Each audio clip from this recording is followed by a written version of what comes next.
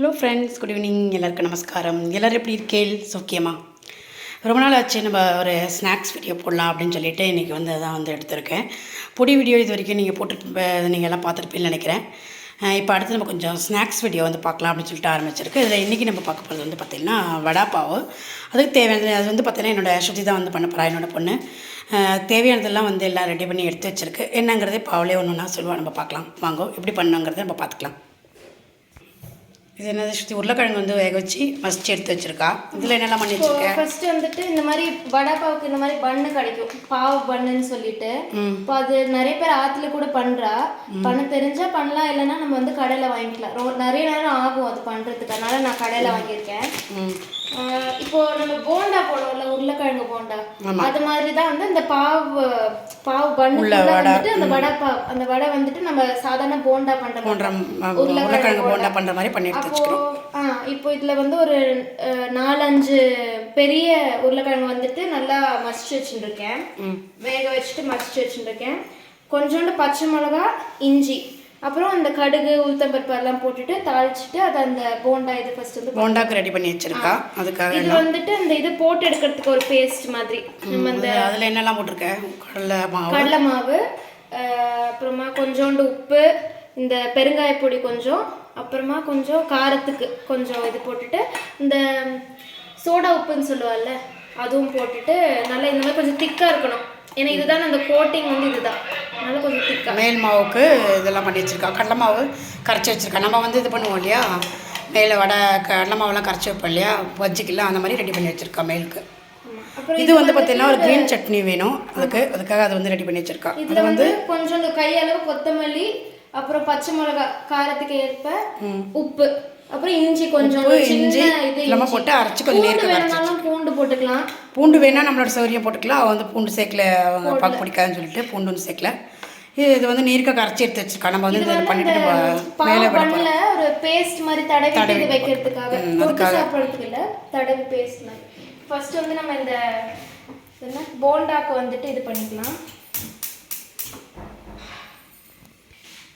நான் வந்து கொஞ்சோண்டு எண்ணெய் விட்டுட்டு இந்த இது கடுகு வேண்டாம் போட்டு எண்ணெய் சூடாகணும்னு கடுகு. இப்போ வந்து அந்த வடாப்பாவுக்கு தேவையானது வந்து ரெடி பண்ணிக்கிறா. அதாவது அந்த வடைக்கு தேவையானது போண்டாக்கு வேண்டது. இப்போ வந்து பார்த்தீங்கன்னா கடுகு போட்டிருக்கு. எண்ணெய் காஞ்சதுக்கு அப்புறமா கடுகு வந்து போட்டிருக்கு.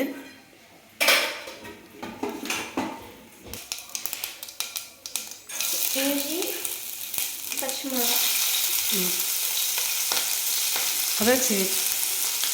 இது வந்துட்டு கடைசியில வந்து இந்த இது மேல வச்சுட்டு சாப்பிடுவார்ல, வடாப்பாவில் மேல கொஞ்சோண்டு வச்சுட்டு சாப்பிடுவா. அதுக்காக ஆக்சுவலி அதுக்கு வந்து நீட்டமா இருந்தா நல்லா இருக்கும். அந்த மாதிரி கிடைச்சதுன்னா அந்த மாதிரியே வாங்கிட்டு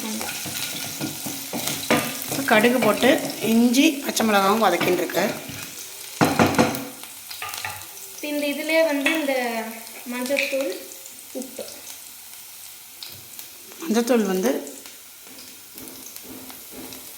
1.25 ஸ்பூனுக்கு போட்டிருக்கா. உப்பு வேண்டாம். அடுத்து உப்பு, இதுக்கு தேவையான அளவு உப்பு 1 ஸ்பூன் வந்து போட்டுருக்கா. இப்போ வந்து பொட்டேட்டோ கொட்டிக்கலாம்ல.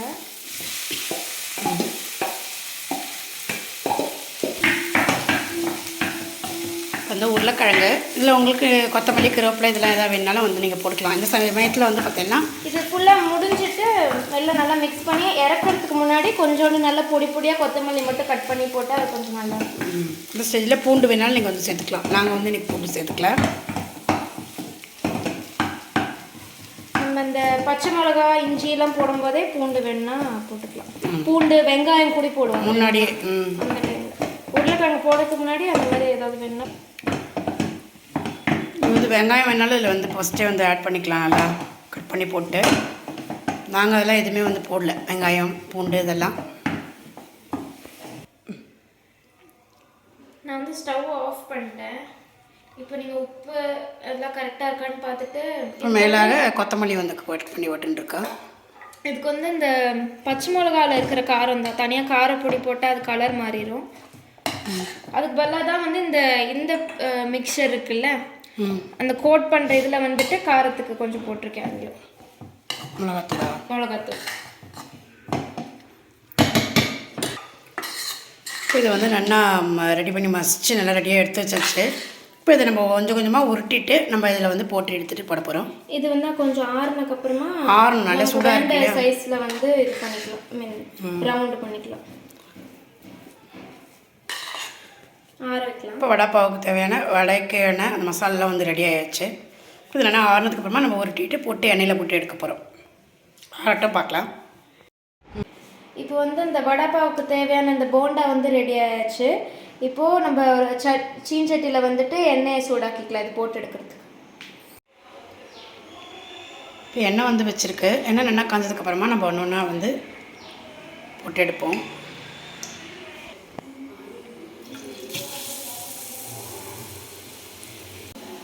நல்லா இப்படி கோட் பண்ணி போடணும். போண்டா எப்படி போடும் அதே மாதிரி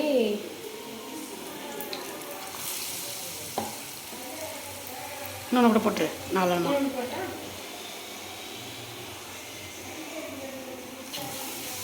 இதில் வந்து பொரிச்சு எடுத்துகிட்டு பார்க்கலாம். இப்போ எண்ணெயில் வந்து போட்டிருக்கு. இந்த இப்படி இதையும் தனியாக எடுத்துட்டு அந்த வடைப்பாவோடவே போட்டு சாப்பிடுவா. இது கூடவே சேர்த்துட்டு இதையும் சாப்பிடுவா. இப்போ இதை என்ன பண்ணலான்னா இதை வந்து இது கொஞ்சோண்டு மிளகாத்தூள், அப்புறம் அந்த மாதிரி இந்த பூண்டு வறுத்துட்டு இப்போ இதை வந்து பொரிச்சு எடுத்துட்டுருக்கோம். இந்த குட்டி குட்டியாக வர்றதெல்லாம் கூட நம்ம திருப்பி தனியாக வந்துட்டு ஒரு பவுடர் மாதிரி பண்ணுவோம். அதை வச்சுட்டு இந்த மிளகாத்தூள் கொஞ்சம் வதக்கின ட்ரையாக ரோஸ்ட் பண்ண கார்லிக் அதெல்லாம் போட்டுட்டு நல்லா இது பண்ணுவாள். இதை வந்து எடுத்தாச்சு. இப்போ அடுத்தது வந்து போட்டுக்கலாம். இது மாதிரி எல்லாமே பொரிச்சு எடுத்துகிட்டு பார்ப்போம்.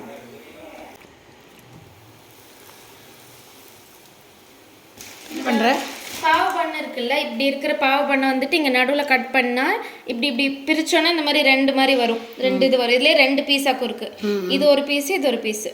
இப்போ இதில் வந்து பட்டர் போட்டுட்டு இதை கொஞ்சோண்டு நார்மலாக ஹீட் பண்ணால் போதும். நம்ம வந்து கொஞ்சம் டோஸ்ட் பண்ணிக்கலாம் அதை.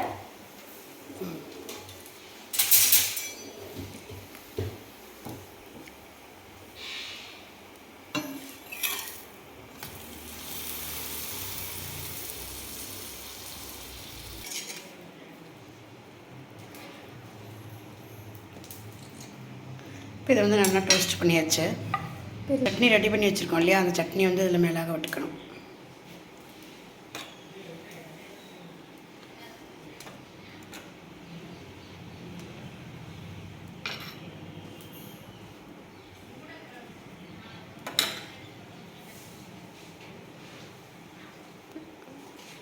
ஒரு போண்டா இப்போ வந்து இந்த டைமில் வந்து இப்போ பச்சை மிளகா வேணுங்கிறவங்க வந்துட்டு இதே வந்து நம்ம இந்த போண்டா போட்டு எடுத்தோம் இல்லையா, அப்போவே வந்து இதையும் போட்டுட்டு ஃப்ரை பண்ணிக்கணும். அப்புறம் இந்த இது நான் சொன்னேன்ல, இது வந்து கொஞ்சம் இப்படி மேலே போட்டுக்கலாம். நம்ம பண்ணும்போது மாதிரி பொடி பொடியாக வரது இல்லையா, அதெல்லாம் எடுத்து வச்சுட்டு அதை வேணால் நம்ம மிக்சியில் வேணாலும் பொடிச்சிட்டு போட்டுக்கலாம். அப்படியே வேணாலும் அப்படி போட்டுட்டு இதுக்கு மேலே பச்சை மிளகா வச்சுக்கலாம். அவ்வளோதான், வடைப்பாவ் ரெடி. நீ சாப்பிட்டு சொல்கிறேன் எப்படி இருக்குன்னு. நம்ம வடைப்பாவ் வந்து சூப்பராக ரெடி ஆகிடுது. சாப்பிட்டு பார்த்துட்டு எப்படி சொல்லலாம்.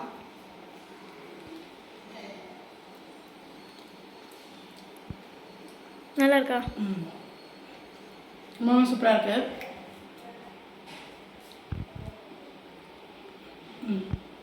நீங்கள் நம்ம ட்ரை பண்ணி பார்த்துட்டு எப்படி லைக் கமெண்ட்ஸ் பண்ணுங்கள். நம்ம இனி அடுத்த வீடியோவில் பார்க்கலாம். Okay friends, thank you.